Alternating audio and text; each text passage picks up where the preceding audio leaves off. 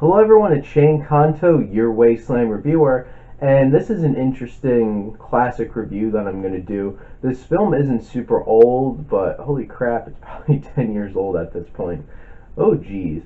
I'm going to be reviewing the Imaginarium of Doctor Parnassus by one of my top 10 favorite directors, Terry Gilliam, and I watched this recently with a special friend, and this review is for her.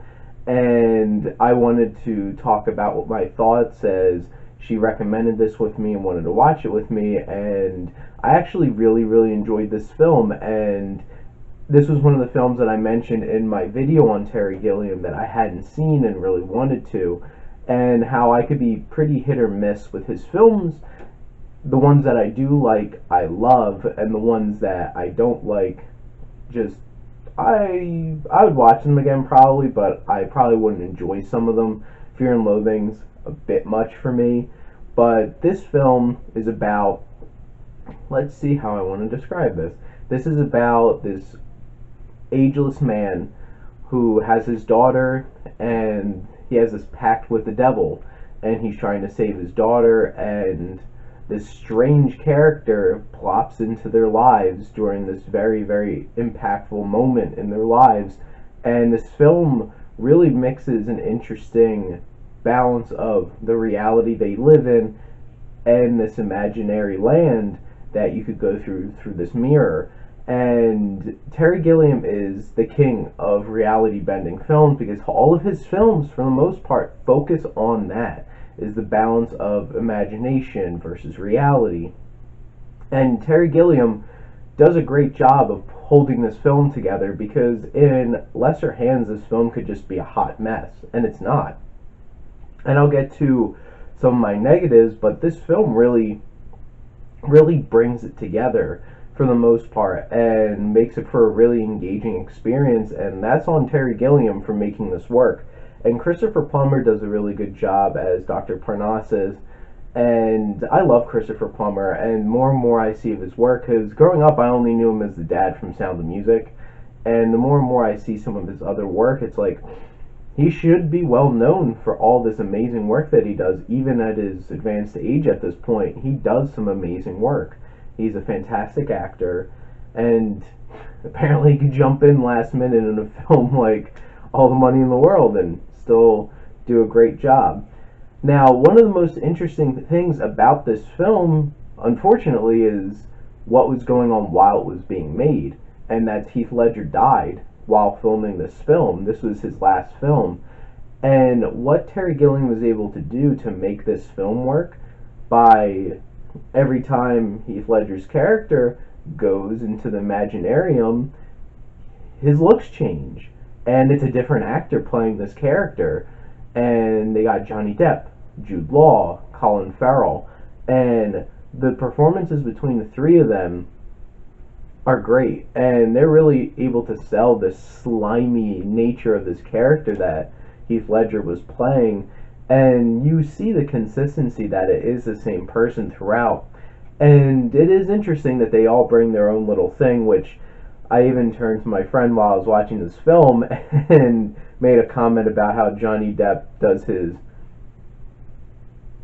all of his in his face staring and all that, those physical acting choices with his face, and really sells it. I'm like, there's Johnny Depp.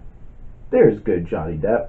But overall, like all four of them bring together and make a really interesting character.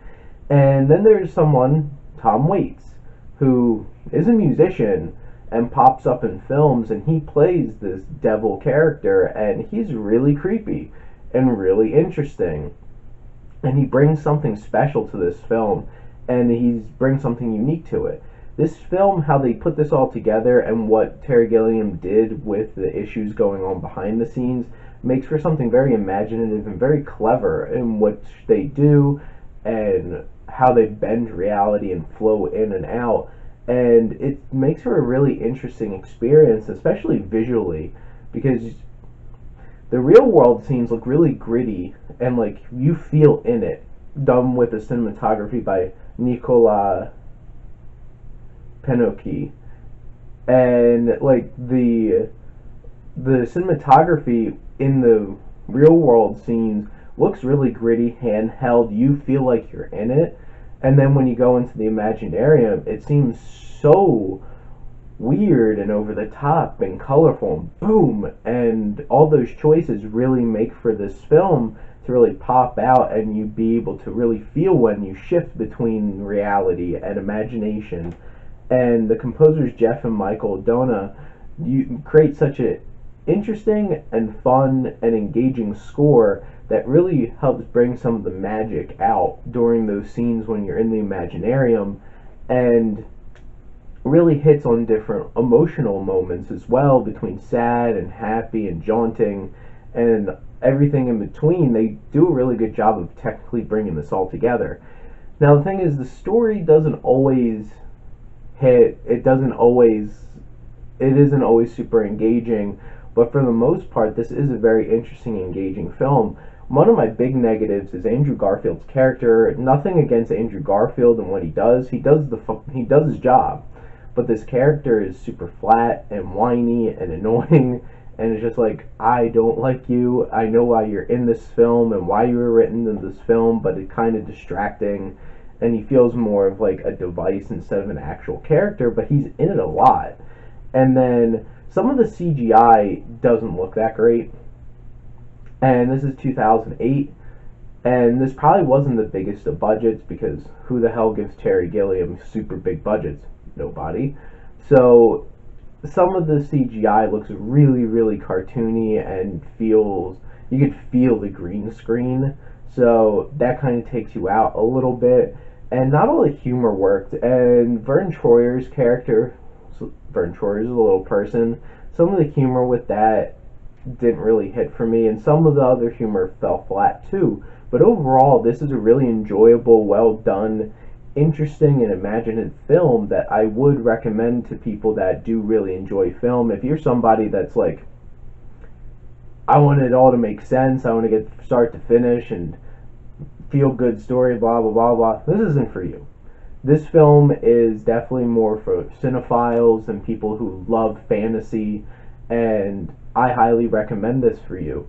And I give the Imaginarium of Dr. Parnassus a B.